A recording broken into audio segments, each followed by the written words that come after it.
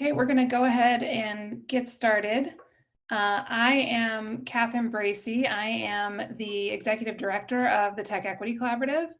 For those of you who aren't familiar with TechEquity, we are an organization based in Oakland working with tech workers across the Bay Area to get them plugged into issues that we think will make it so that as the tech economy grows, more people benefit from that growth. We do three things. We provide educational programming like this webinar to help people who work in tech understand the issues that we care about. We do advocacy work, so we sponsor legislation and work on ballot initiatives that advance policy solutions in our issue areas, and we connect tech workers and companies to the communities around them. We are focused on two issue areas, housing, of course, which we'll be talking about today, and workforce and labor. So in this panel, we are going to be talking with a set of housing experts in California. I'll introduce them in a second, but of course, everybody knows who's tuned into this webinar that California was experiencing a massive urgent housing crisis before COVID-19 struck. And of course, the pandemic has really exacerbated that issue in some ways that we're going to dig into. So we want to talk a little bit about where we were and how the pandemic has shifted the housing crisis in California, but also look forward to where we think we're going and how we might be able to mitigate some of the effects and maybe potentially take advantage of a new future to help actually push the policy solutions we need that will actually solve the housing crisis. So I'm going to introduce our panelists. We are joined by a really great team from the Terner Center for Housing Innovation at UC Berkeley. They are really leading the way in publishing original research that helps to illuminate the housing crisis in California. We have David Garcia, who is their policy director. We have Elizabeth Kneebone, who is their research director. And we have Ben Metcalf, who is their managing director, newly arrived at the Terner Center and was formerly the director of the state of California's Department of Housing and Community Development. So we're certainly going to dig into what the state can do as well. We're also joined by Tony Roshan Samara, who's the program director of land use and housing at Urban Habitat, which does a lot of housing advocacy work in California and across the country. And Francisco Dueñas, who's the executive director of Housing Now, which is a housing advocacy group with chapters across the state that does a lot of advocacy and activist work for tenants. So to kick off, I'm going to hand it over to David and Elizabeth, who are going to run us through some basics of the housing crisis, but also some new research that they've just published in the last week about how COVID-19 is affecting the housing crisis and what some of the responses are that we've seen at the federal level. So David, I will hand it over to you. Thanks, Catherine. So I'm going to actually hand it over to Elizabeth, who's going to walk through the findings of this research, and then I'll follow on after her to discuss a bit about the policy responses we're seeing both at the federal, state, and local level. So Elizabeth, go ahead. Yeah, thank you, David. And thanks, Catherine, for convening this conversation. We're really glad to be able to share with you some of the work and thinking we've been doing around what are the potential impacts of the pandemic on, as Catherine already mentioned, we're already in a crisis in California when it comes to housing, and there are communities across the country likewise who are already really feeling the effects of a housing shortfall and a dearth of affordable housing. And the pandemic is only going to be worsening that crisis for many homeowners and renters alike will be struggling with the economic fallout of the efforts to flatten the curve and the health impacts of the pandemic as well. So I'm going to start by just sharing a recent analysis as we start to model and try to get our hands around what are the near-term impacts.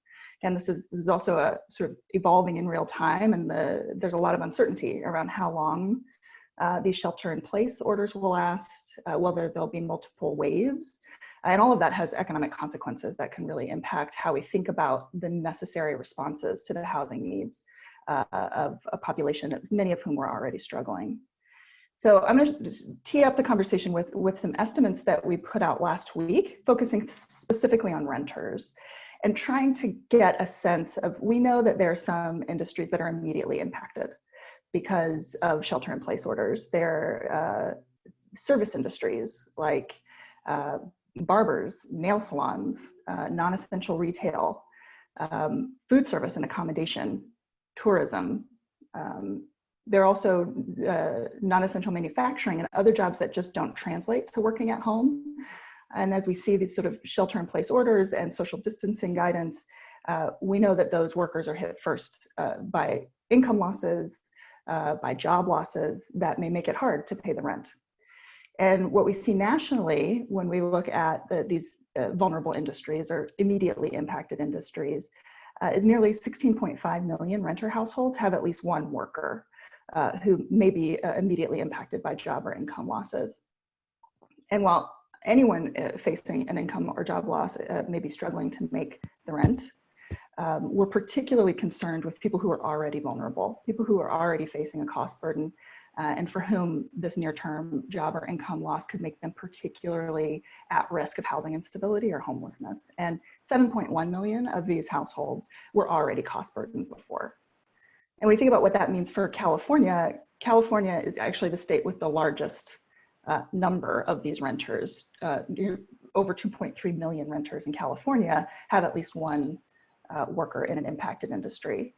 Renters overall are more likely to work in these industries than homeowners, and it's even more so for California, where you see a particular focus on entertainment, on food service and accommodation, particularly hard-hit industries.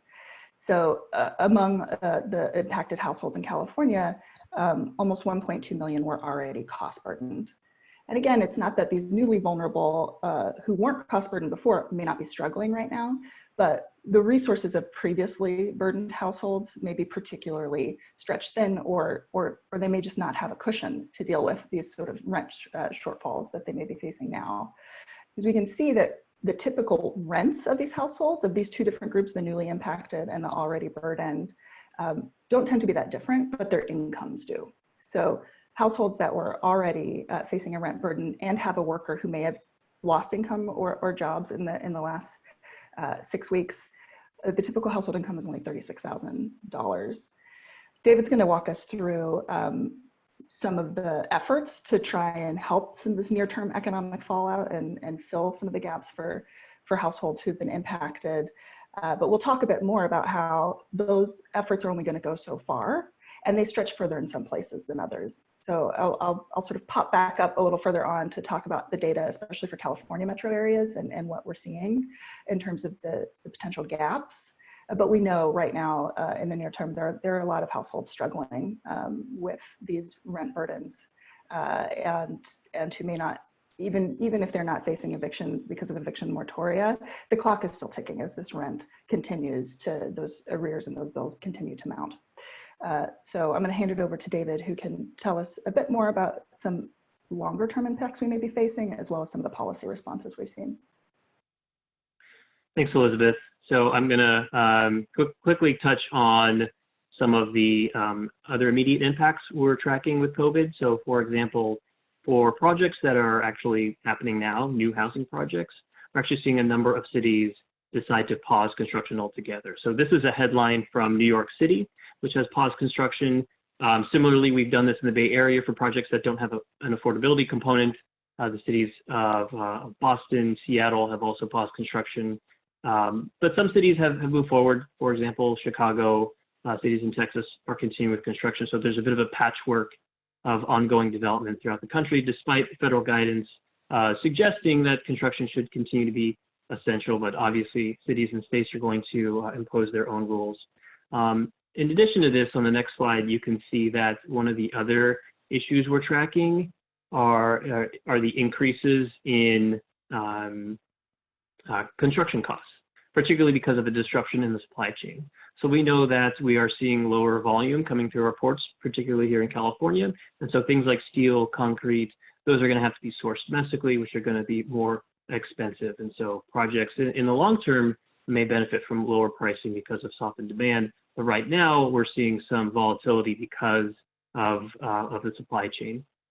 And then on renters specifically, if you look at the next slide, you'll see that it's becoming more and more difficult for those renters to actually pay their rent because of the incredible economic pressures that are in place now because of our efforts to shelter in place. So this is data from the National Multifamily Housing Council that shows that in April, about 89% of households made their rents, which is not that different from last month or even April 2019, but it is taking longer for those tenants to make those payments. So perhaps they are negotiating with landlords or dipping into savings. So we anticipate that as the crisis continues, that 89% may fall even further as tenants continue to struggle with, with the loss of income and jobs.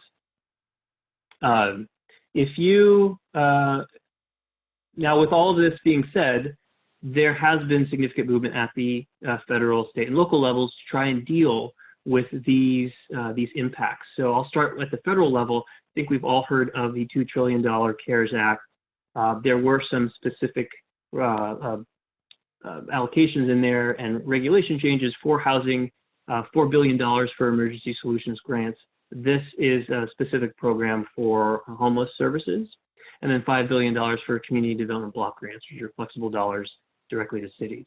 There are also a number of rule changes. For example, there's now a foreclosure and forbearance guidance from the federal government for federally backed mortgages, and also eviction moratorium for homes covered by federally backed mortgages, as well as federally backed housing, such as low-income housing tax credits and public housing authorities.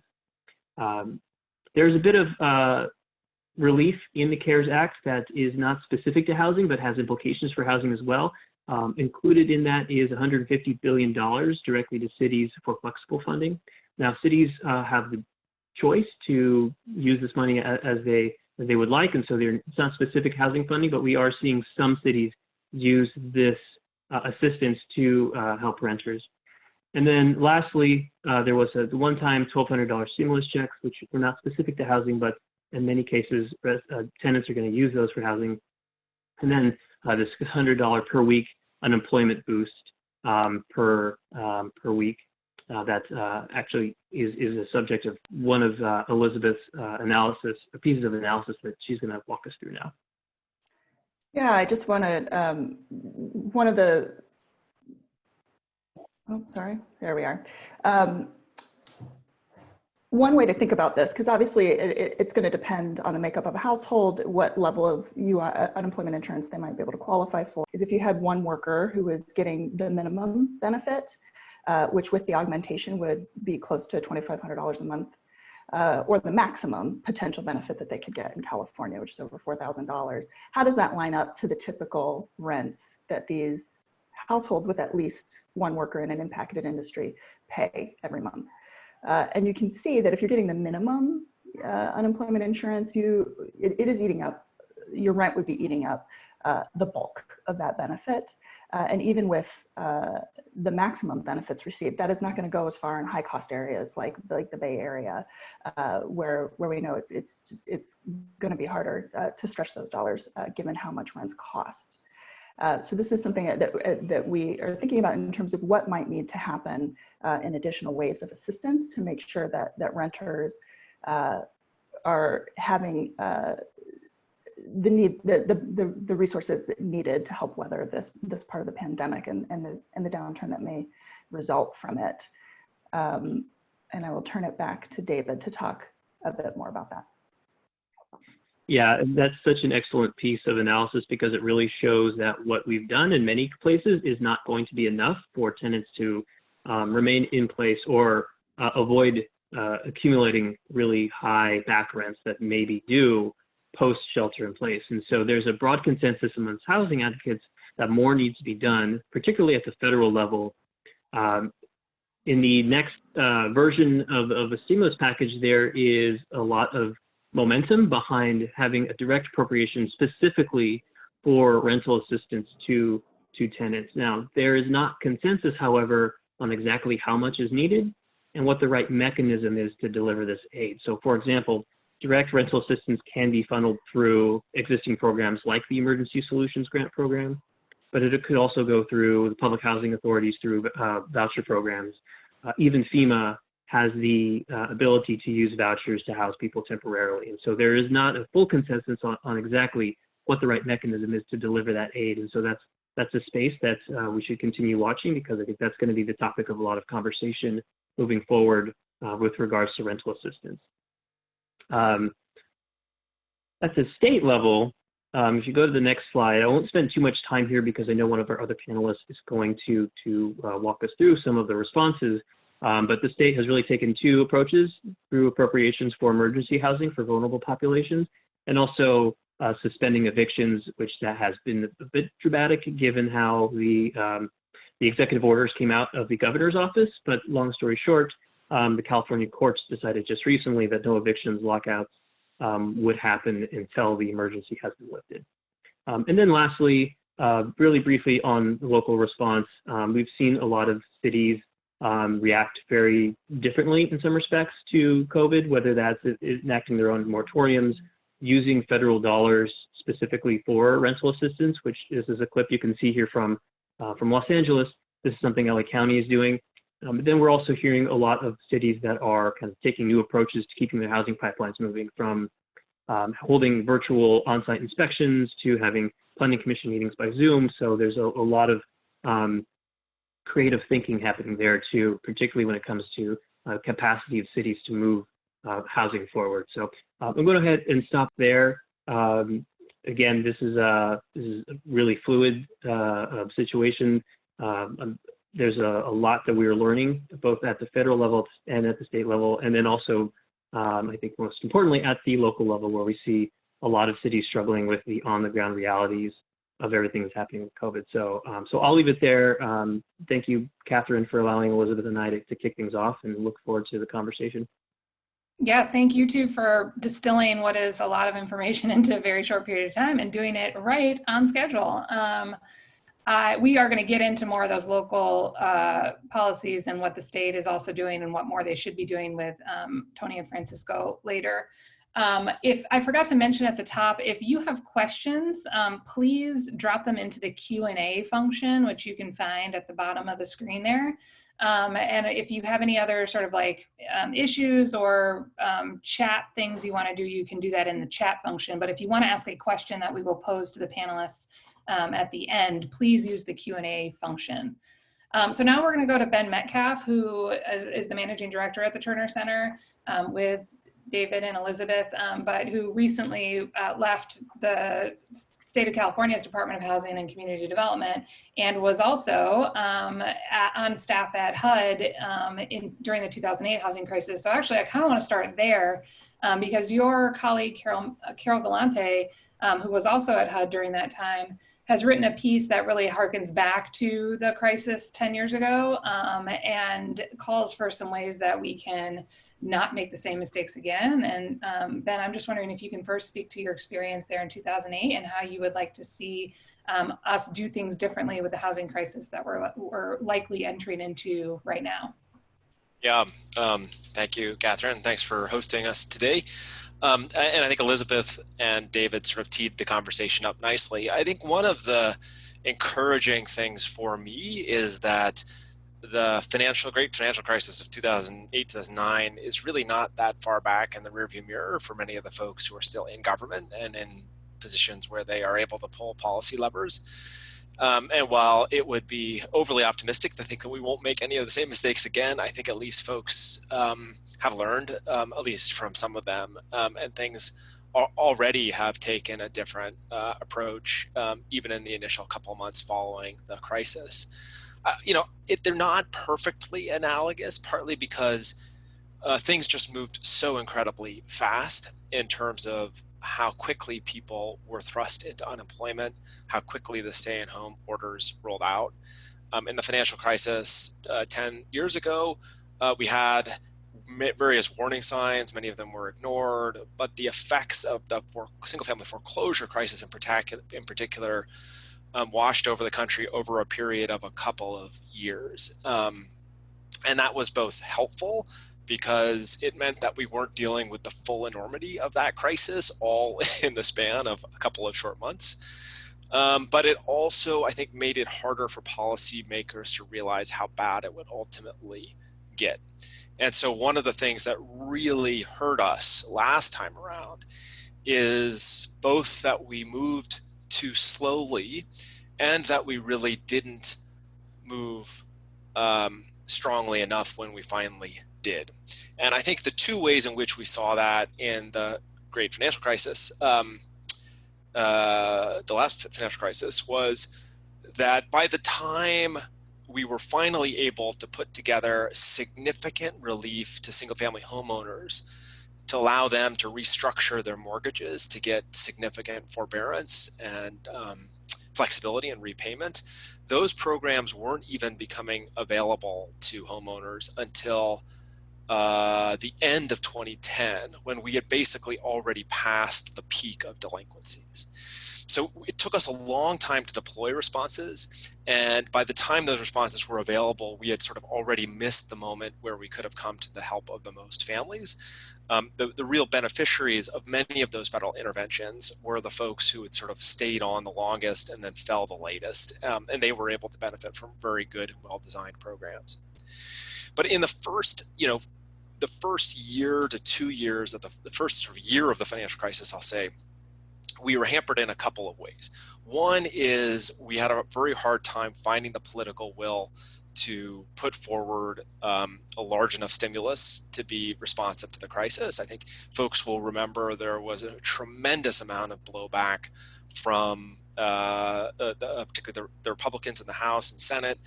So the Tea Party movement was being borne out on the streets by folks who were very concerned about adding to the federal debt and the expansion of government. And a lot of it was challenged, I just think, by the fact that you had a Democrat as president at that time who was proposing a large expansion. But politics have been much easier in terms of getting the political will federally to invest substantially more federal resources into this crisis. I think in part because we've had a Republican president and Republican leadership in the Senate. The folks traditionally who would have been arguing for fiscal stewardship instead have been the ones now in the hot seat to deliver results to sort of keep the economy afloat. And that has created a political space where the CARES Act is $2 trillion, which was twice as large as the comparable stimulus would have been a decade or so ago.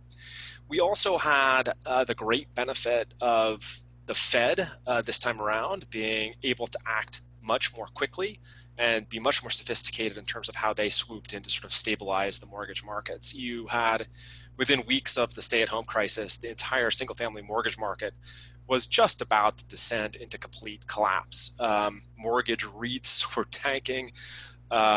You couldn't get mortgages originated. There was a real crisis in the capital markets as investors were basically saying, well, how the heck is this mortgage going to still be a valuable asset for me to buy if the folks living in these homes either can't pay or are being given a reprieve to pay through the forbearance policies.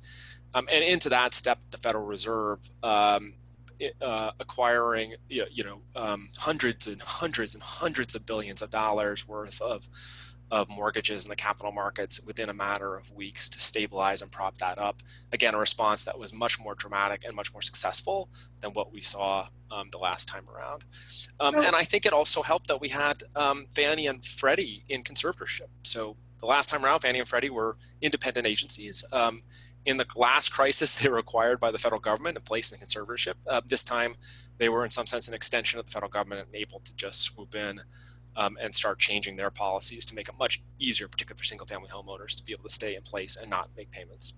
So it sounds like there are some good signs, and we've learned some of the lessons of 2008. But I think it's fair to say that the Trump administration has not necessarily been friendly to low-income people when it comes to housing, and that if we're looking at a massive solution to the housing crisis, we maybe shouldn't put all our eggs in the federal basket. So as the former director, I'm trying to be diplomatic here, the former director of the Department of Housing and Community Development for the state of California, the 5th largest economy in the world, I mean, what lever points do we have to move faster or make bolder change to help prevent, a massive spike in homelessness or foreclosures or evictions or whatever?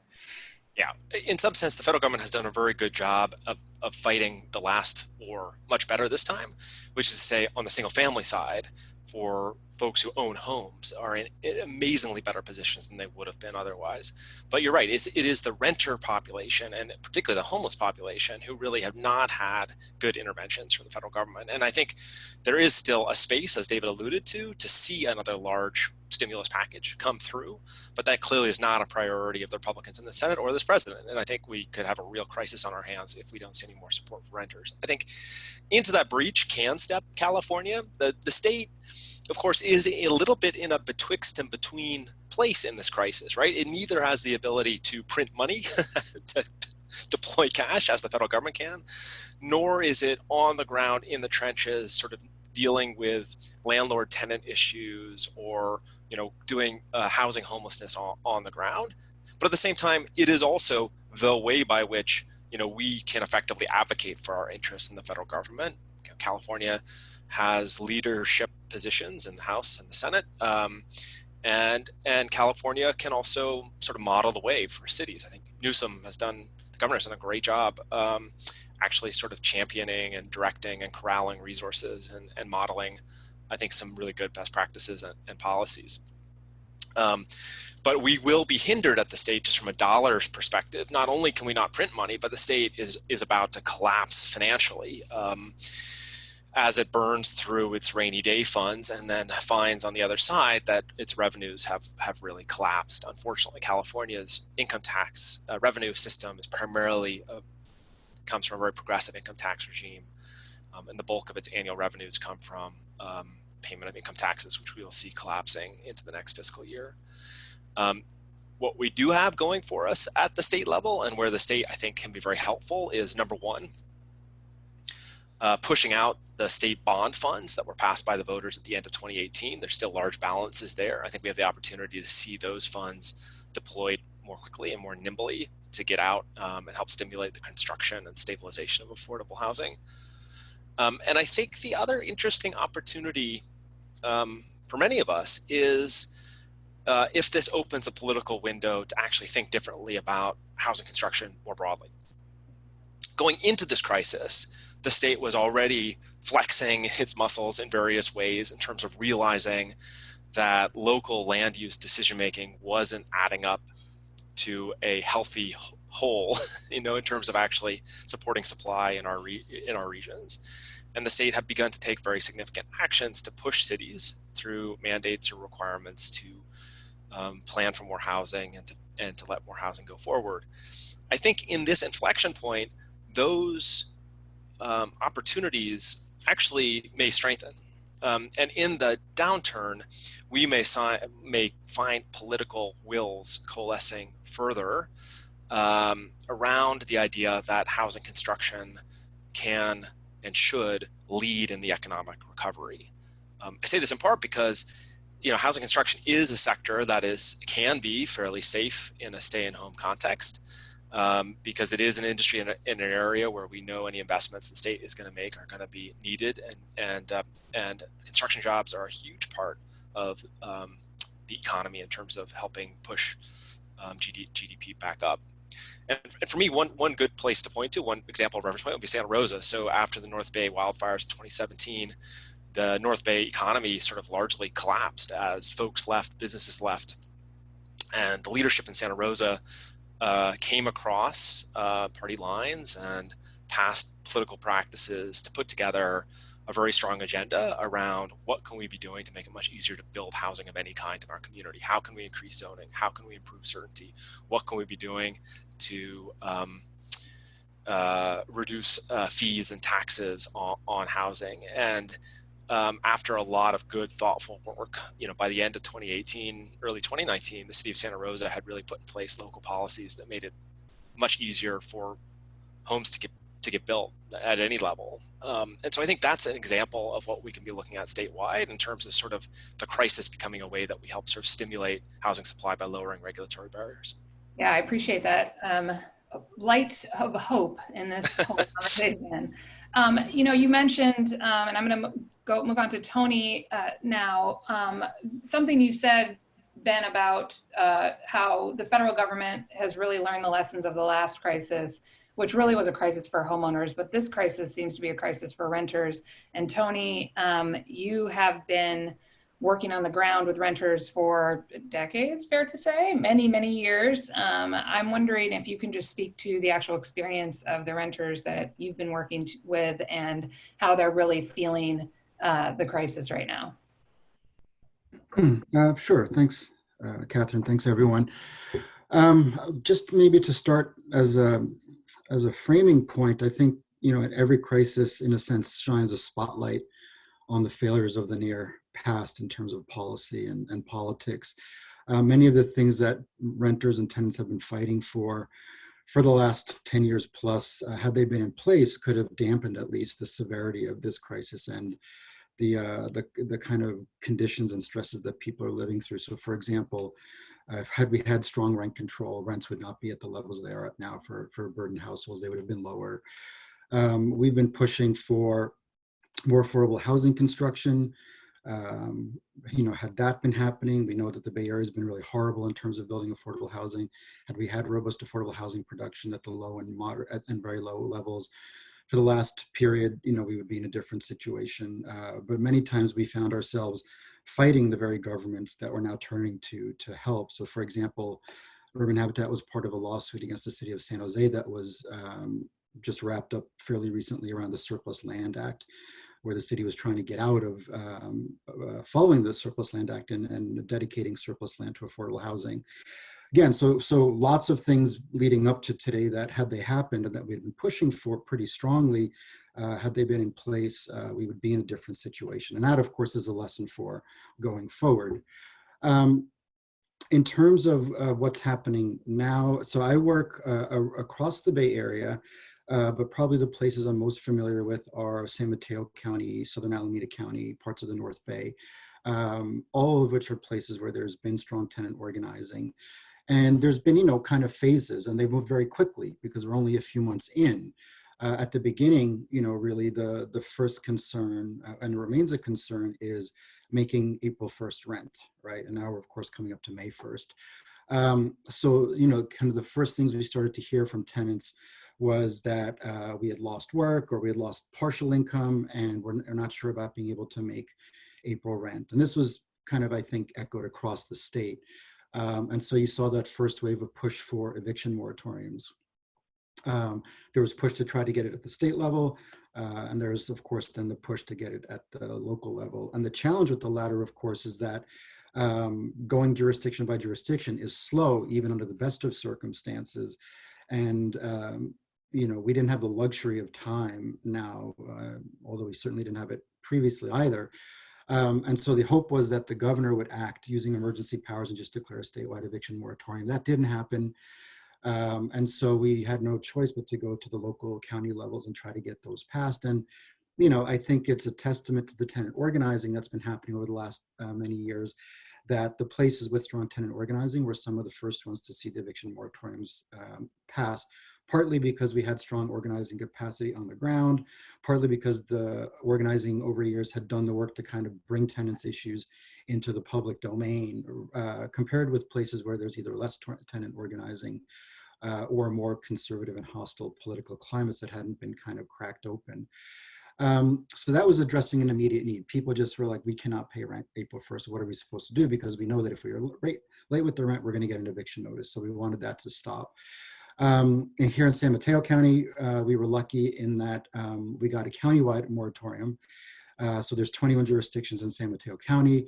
You can imagine if we had to go jurisdiction by jurisdiction, we'd probably be not even through half of them by now.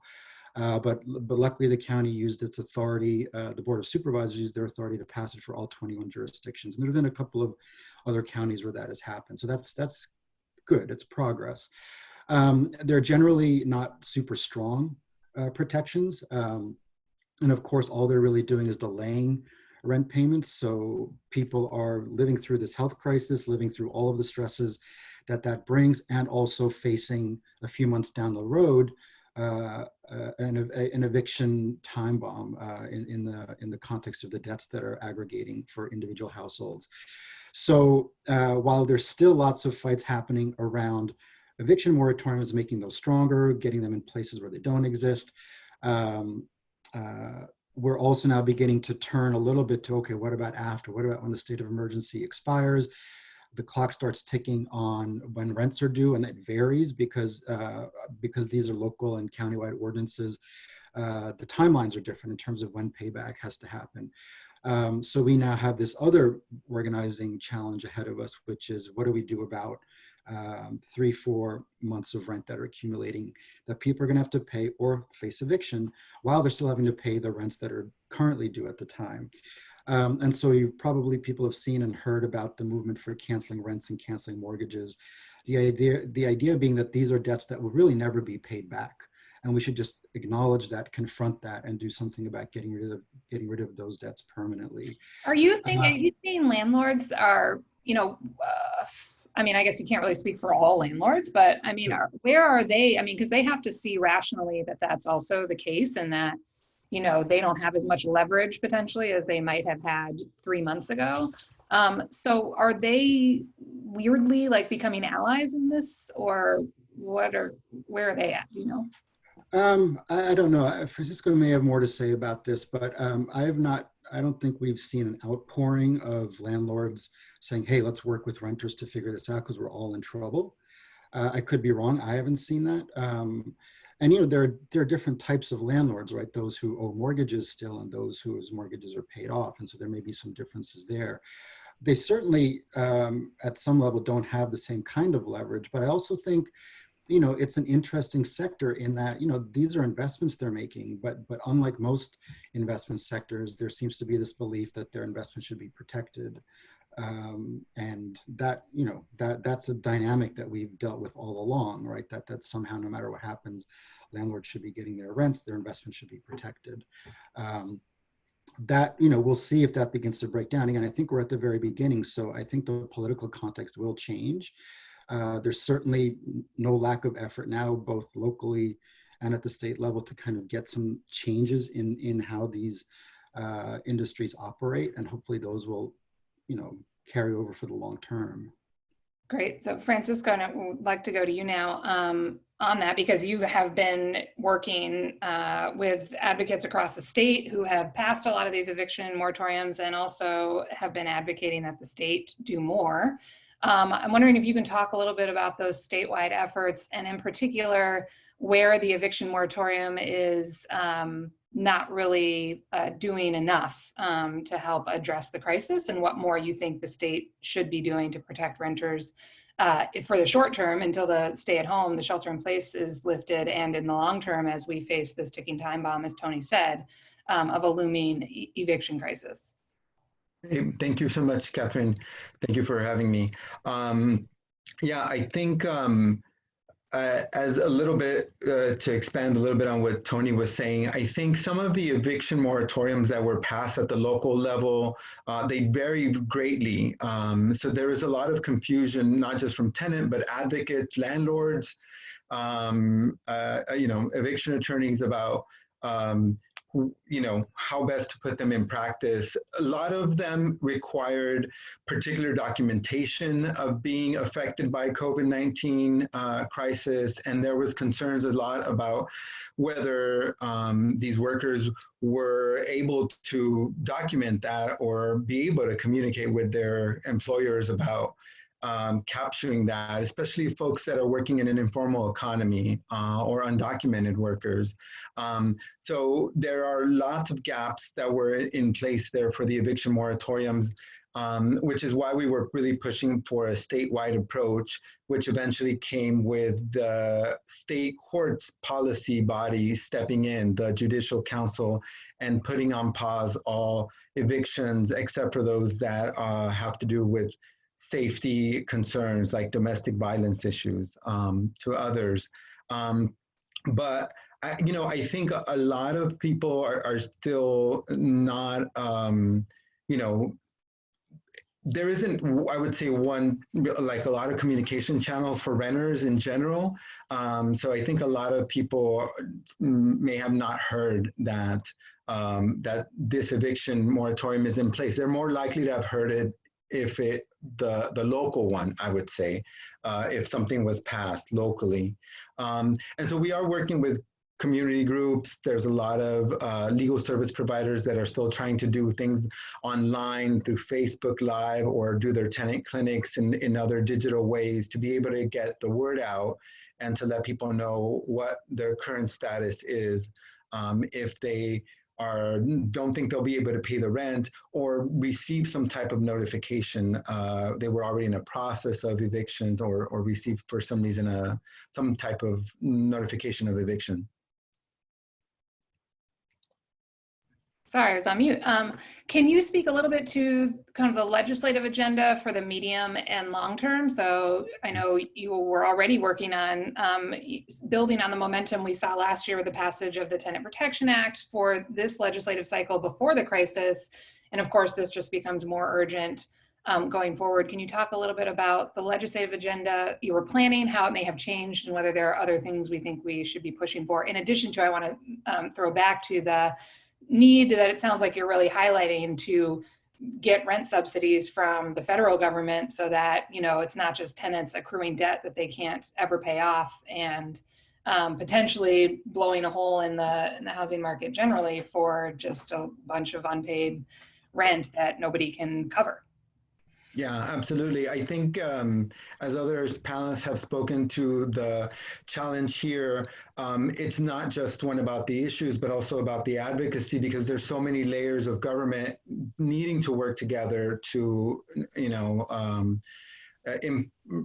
effectively solve the issues we're facing. For Housing Now, we are a statewide coalition of tenant rights groups, but also labor unions. We include some community groups across the state. We include a lot of groups that are just starting to work on housing issues because they're seeing it affect their communities. So for many groups, it's their entree and their platform for housing justice advocacy, specifically if they're not already focused on housing. And we did have an agenda plan for this year, some of which we're obviously augmenting to incorporate our COVID-19 agenda. But one thing that I think is only more critical now in this moment is funding for eviction prevention and defense. So after the passage of last year's AB 1482, the Tenant Protection Act of 2019, we really saw a need for more people to know what their rights are and really be able to enforce this new law that was just passed last year. But a lot of tenants don't have access to legal services, are not represented in court if they were to be facing evictions. And so we really see a need for greater funding for eviction defense and also prevention, because by the time you've got into court, it's already a very late in the game to be able to come out with positive solutions for either side. And so we really think that tenant clinics, eviction prevention funding is important to be able to really mitigate the harms of what we're facing now, but also in the crisis that we were already in. And so that is an agenda item that will continue. As Tony lifted up, we're definitely going to be engaging with policymakers around what to do around this accumulated debt. And again, our policies agenda started for COVID with not just suspension of rents, but also mortgages for those homeowners or those landlords that do have a mortgage still. And as you were saying, I have seen some landlord advocacy groups sort of hint that they're definitely interested in finding a solution where they don't want, obviously, mass evictions. I think the California Apartment Owners Association is putting out some proposals where maybe 80% of the rent gets picked up by the state. So this is an issue that I think we're definitely going to be rallying around to make sure that the voices of those tenants who were already rent burdened and who are not going to be able to pay these rents are part of those discussions around what happens there. And then the last thing I would say, to hearken also to other things panelists have said, we are thinking about how do we prevent if there are going to be distressed properties like there were in 2008, how do we prevent them to falling into just greater and greater corporate landlords or corporations that do corporate landlords, because we've seen that does increase it ruins the affordability of the housing stock further. And I think we are also interested in how we, in this moment as a counter-cyclical investment, look at affordable housing to lead the stimulus, like Ben Metcalf was saying. And also pairing it with other ways of constructing, like land trust, land banks, and so that we can ensure some permanent affordability for those things. Great. I'm gonna signal E and Eve now that we're about to go to questions. So E and Eve, if you can start queuing those up, but just also want to mention to folks who are listening, we are going to be sending everybody an email, follow-up email that includes the research that the Terner Center has recently done, links to Housing Now's work, some information on how you can advocate to the federal government to pass rent subsidies as part of the next stimulus bill, and other information about how to keep up to date on this. So just in case people have to drop off early, I wanted everyone to know that they will be getting more materials on how to follow up and how they can take action in an email to come. Okay, Ian, are you there? Yeah. Great. Some great questions. So I'm going to lead off with one.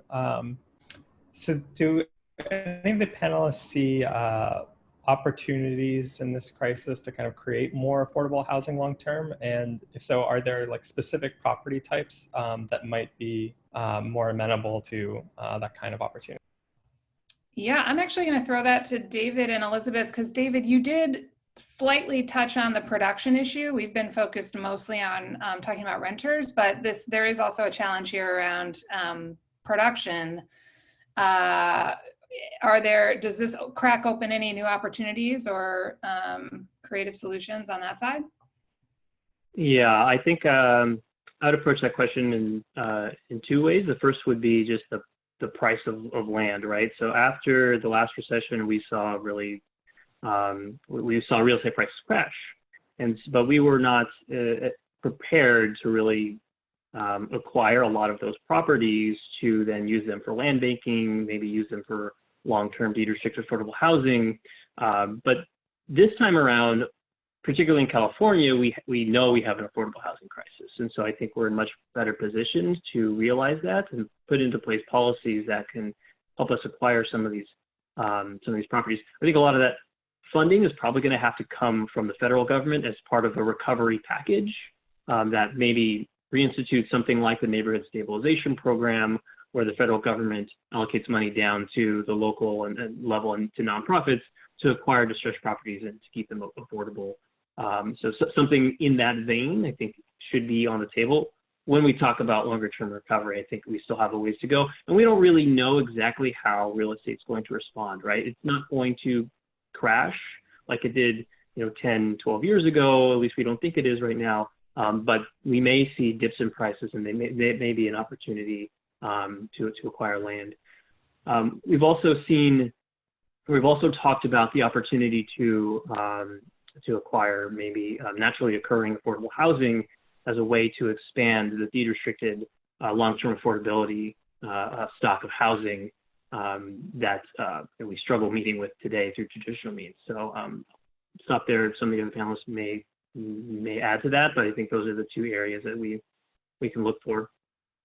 Catherine, if I can, I'll just throw out a couple more. I think all those that David said are absolutely correct. One of the big challenges is just it does cost a lot to build new subsidized affordable housing. And so anything we can do in this crisis to sort of lower those cost dynamics are going to be really helpful. I think some of the areas that seem like there are opportunities are, for example, around public lands. So there's a lot of state and locally held lands that are not being used for much of anything, excess parking, former construction staging sites, that kind of thing. I think we can move a lot more of that out as sort of free land to facilitate affordable housing. The state right now is Project Room Key, it's called. It's a big effort to both house homeless individuals into existing motels, but then ultimately to look at acquiring those and potentially converting them to long-term affordable housing. There's 3,910 motels in the state of California. Not all of them are maybe in the right locations. Not all of them can be rehab, but a great opportunity. And then lastly, I think we're going to see a lot of commercial retail, former strip malls that really never come back again. And so looking at those as opportunities to repurpose for housing and affordable housing are going to be really important. Great. Ian? Oh, sorry, Tony. Yeah. Are you trying to get in there? Yeah, just real quick to pick up on something that Ben said. I think the public and surplus land approach is an important one. I remember the MTC here in the Bay Area did a land inventory 2 years ago, found that there were 35,000 potential housing sites on public land within half a mile of transit, right? And this is a moment where we should just be jumping on, like, let's get all of that out of the market permanently and turn it into affordable housing. I think the governor also last year did some work around inventorying state-owned land around the state that's for housing. So those are kind of longer term, really important policy interventions that we should use this moment to really move. And then just kind of legislatively as well, there's growing interest in tenant opportunity to purchase acts, right? Where jurisdictions, and it could be at the state level, pass an ordinance that says when a landlord wants to sell their building, they have to give the tenants the right of first refusal. And then there's a whole mechanism through which to facilitate that for tenants to kind of preserve so-called natural affordable housing.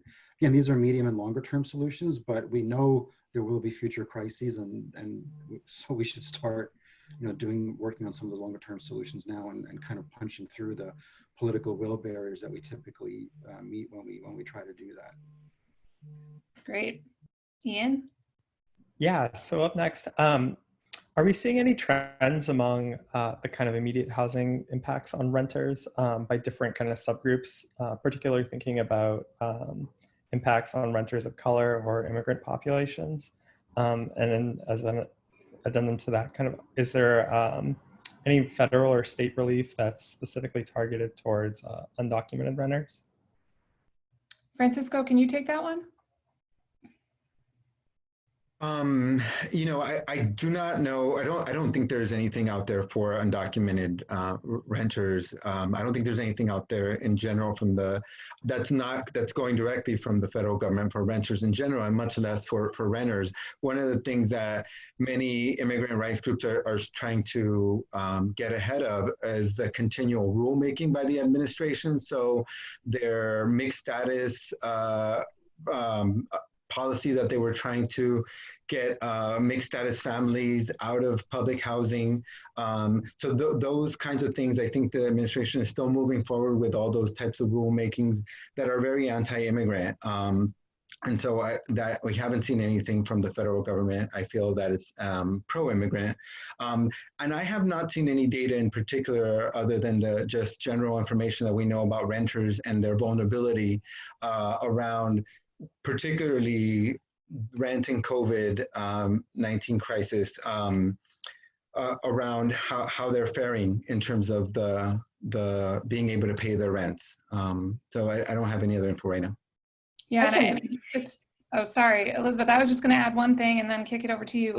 We know that in the Bay Area or California, 2/3 of African-American and Latino households are living in liquid asset poverty, which means they can't afford an income shock like a job loss or a medical expense. They can't live above the poverty line for more than a month. So obviously we're seeing income shocks at scale, and so those communities are obviously going to be disproportionately affected by job loss and the ability to pay rent.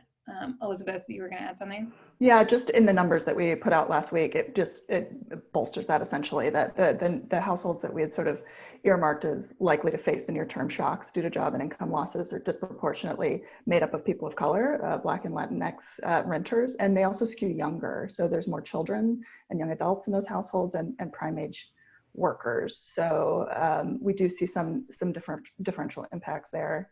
And just to underscore what Francisco said, if any aid to be targeted to undocumented immigrants is in this environment not going to be coming from the federal level, which has taken great pains even in this current stimulus package to exclude those households. So that kind of effort would really need to come from state or local efforts, because we just know the federal government is not going to be a partner there. Yeah, and for that, to that point, not even undocumented immigrants, but immigrants in general don't have access to the stimulus payments. So, yeah, I would not look to the federal government for help on that front. Ian, we've got time for one more question. Sounds good. So we've talked a little bit about probably some need for assistance from, kind of some level of government to help deal with the rent overhangs from kind of past due rent when we eventually kind of emerge from this. Is that something that the state would have capacity to do? And if not, do you think there's any potential for federal money being used for that? Ben, I'm going to ask you, it sounds like what you said earlier was no. I mean, the state can't print money, and given that we're already looking at huge impacts on the budget from loss of tax revenue, probably not near the scale that we would need for it to be effective, but I'll ask you to speak to that a little bit more and what the federal government might need to do to step in. I think our best hope is another stimulus package from the federal government with another very large infusion. The House leadership, for example, has put forward a $100 billion stimulus that would go for emergency rental assistance for tenants all across America who are otherwise facing eviction. And but for something like that, I think things will play out in a very, very painful way for our low-income tenants. I don't see other good solutions. We can ameliorate some of that by, forestalling rent payments and asking landlords not to evict. But you can only push that, can down the road so far because eventually those past due rent payments do catch up. Okay, well, on that note, as I promised, we will be sending an email to everybody with ways that they can help support policies like that at the federal level, and also connect to some of the work that Francisco is leading at Housing Now and that Tony is doing more of in the Bay Area, and links to the research that the Terner Center has done on COVID's impact on housing. This webinar was recorded, so we'll also be sharing that. Please feel free to share it with your communities. I want to thank you all the panelists, for participating in this. It's been very enlightening, and appreciate you chiming in what is a really busy time for everybody. Thanks, everyone. Have a good one. Bye. Thank you. Bye. Thank you.